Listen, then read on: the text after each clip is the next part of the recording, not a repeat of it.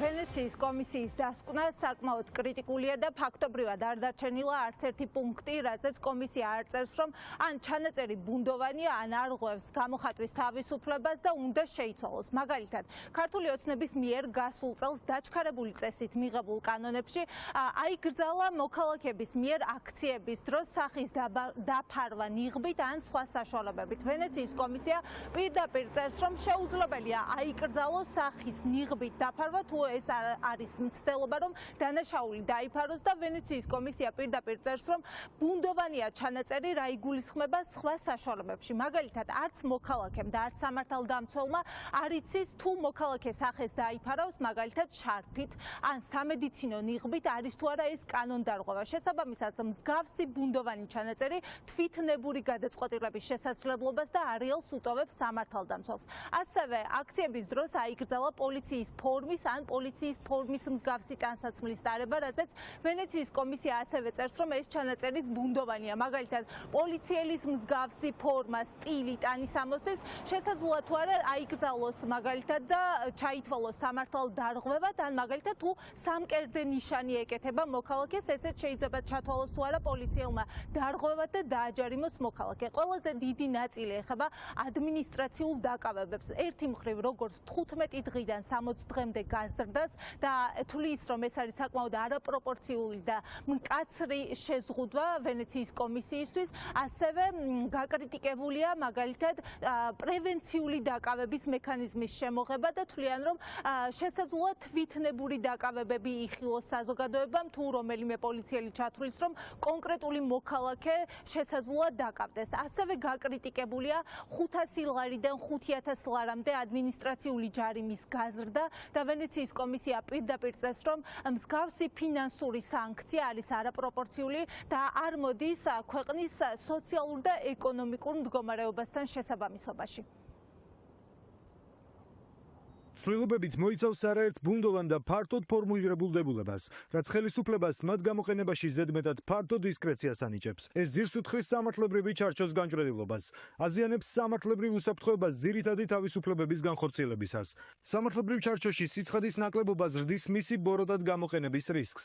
სხვადასხვა შემაკავებელი ზომების შემოღების აუცილებლობა და პროპორციულობა ცვლილებებში არ არის სათანადოდ დასაბუთებული. ახალი მკაცრი საპატიმრო სასჯელებით თან ადმინისტრაციულ სამართალდარღვევებზე ჯარიმების არსებით ზრდასთან ერთად გადაჭარბებული შანსს.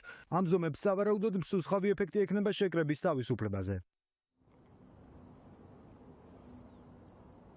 კანონში შეტანილი ცვლილებები არის რეპრესიული და ეწინააღმდეგება გამოხატვის თავისუფლებას, ამბობენ ადგილობრივი არასამთავრობო ორგანიზაციების წარმომადგენლები და თვლიან, რომ ვენეციის კომისიამ დაადასტურა, რომ შეზღუდვები, რომელიც ქართულმა ოცნებამ დააწესა ერთპარტიული პარლამენტით, ემსახურება მხოლოდ და მხოლოდ პროტესტის ჩახშობას, მოქალაქეების დაშინებას და თუნდაც გაზრდილი ჯარიმები ემსახურება იმას, რომ რაც შეიძლება მეტ მოქალაქეს აღარ მოუნდეს აქციაზე გასვლა.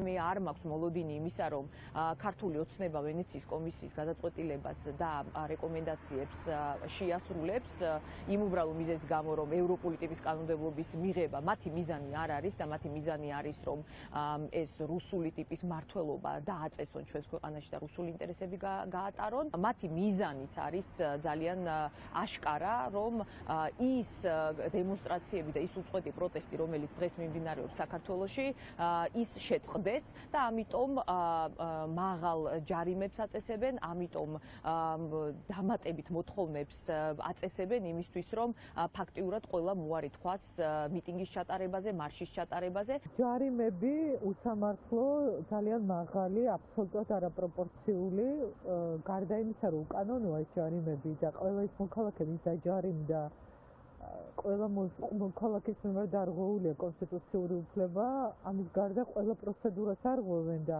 ნორმალურ ვითარებაშიც კი, რომ იყოს რაიმე ადმინისტრაციული გადაცნობა, ასეთი არაპროპორციული სანქციები და ჯარიმების ოდენობა პირდაპირ ნიშნავს იმას, რომ ის გამოყენებულია როგორც რეპრესიული მექანიზმი. ეს არის ვენეციის კომისიის ძალიან კრიტიკული დასკვნა ქართული ოცნების მიერ მიღებულ კანონებთან დაკავშირებით.